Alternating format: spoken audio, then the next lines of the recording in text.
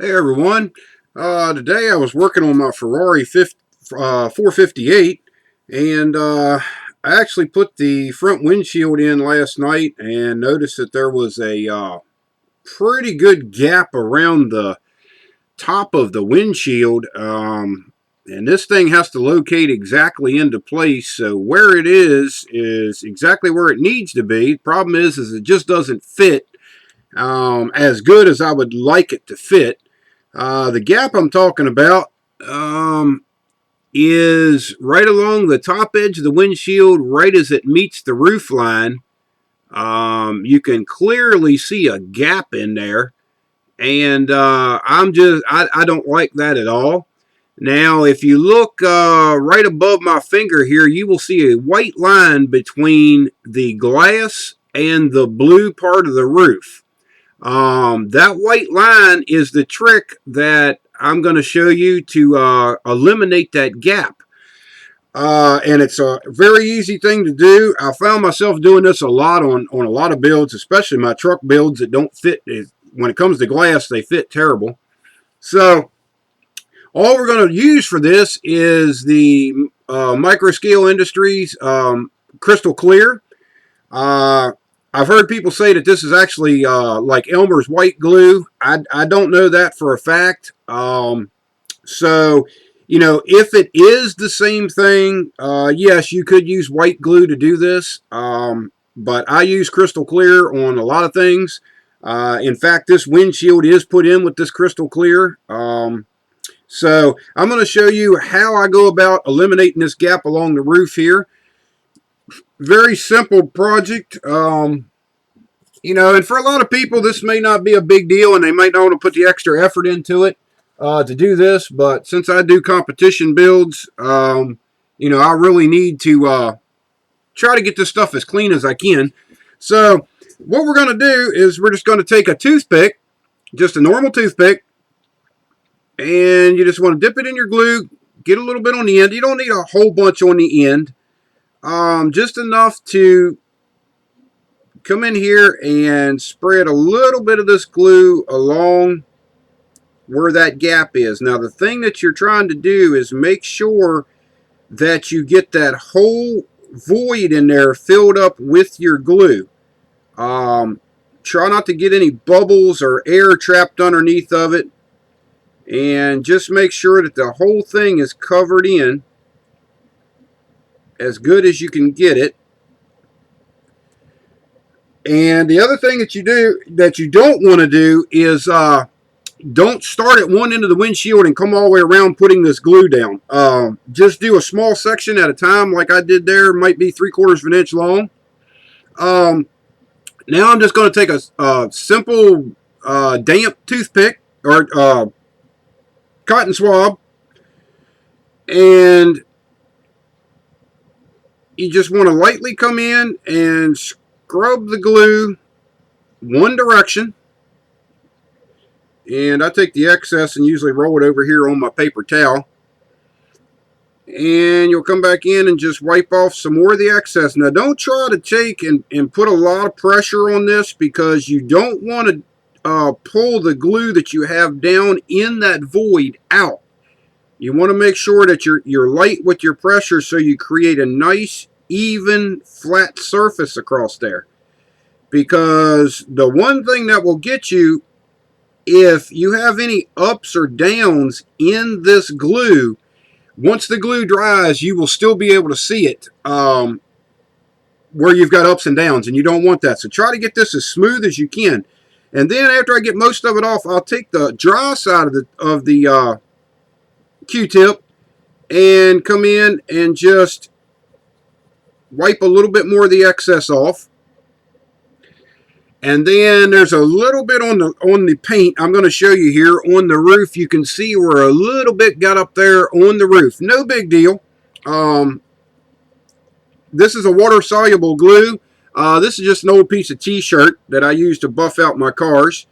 And I'll come up and just lightly buff that off of the roof. And you don't need to get all of it, as long as you get most of it off, so you have a lot less cleanup to do when you're done, when this is dry. So same thing on the glass itself. Lightly come in and just wipe that down, trying to get most of the residue off of the glass. Don't worry about a little bit being left behind. It'll come off real easy when it's dry.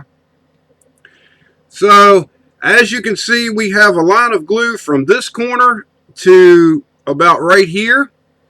Now that shows up as a white line, but don't be afraid of that. When this glue dries, it's going to be totally crystal clear.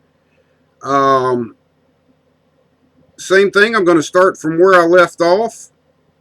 And actually, it's real bad over on this corner. I've got a pretty good amount of gap in here that I can't believe that the engineers for Fujimi let this go.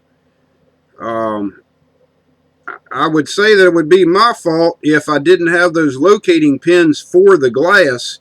And to tell you the truth, I actually oblonged them a little bit to make it fit as good as it does now. And it still has issues. So this here is a real good trick for taking care of this problem. We got the glue on there just around that upper corner. That's what it looks like with the glue on. Same procedure. Just damp Q-tip. And just wipe that glue one direction. Try not to take too much of it out. Now, if you get it to a spot where you're trying to fill and you've noticed that you've taken too much of the glue out, that's fine. Go ahead and leave it as is. You could go back in and put a little bit more in at this time. But a lot of times what I'll do is I'll just let that set the way it is, and I'll come back in after that dries clear and maybe put another coat on to really get it to flush mount. So same procedure. I took the damp Q-tip and wiped that off, and now I'm going to come back in with the dry side of it. And now when you're doing the dry side of the Q-tip, try not to run it over top of your glue bead. All you're doing is getting some of the excess off of the body panels and off of the glass itself. But try not to run the toothpick over top of the glue that you're using down in that bead. Because one thing, especially with the dry side of the Q-tip, is it will pull the cotton fibers off of this and they'll get stuck in your glue, and then you've got to deal with that mess. So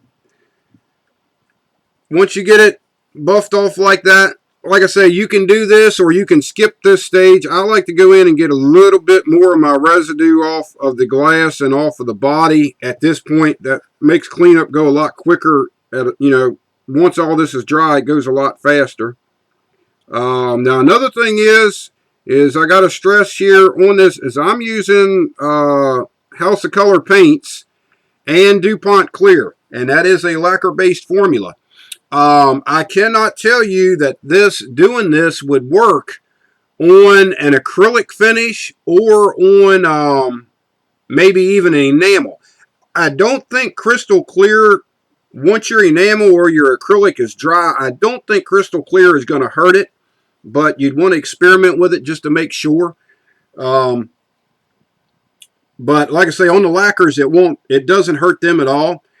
And if you've got little spots like that you really want to address and make them look a little bit better, give this a try and see if it works for you. I know I use it a lot around headlight lenses, tail light lenses, around my glass, and I'll hold it back up there again so you can see what we've done. It needs a little bit more there on the driver's side to fill in. But I'm going to let that go for right now, and I'll probably go ahead and do a part 2 of this tutorial just to show you what this looks like once it dries, and then I'll do the second coat over top of it, and that'll kind of finish it off and make it look real good.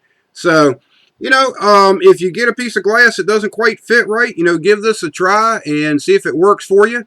If you have any questions or concerns, just leave me a comment on the video, and I'll be more than glad to answer them for you.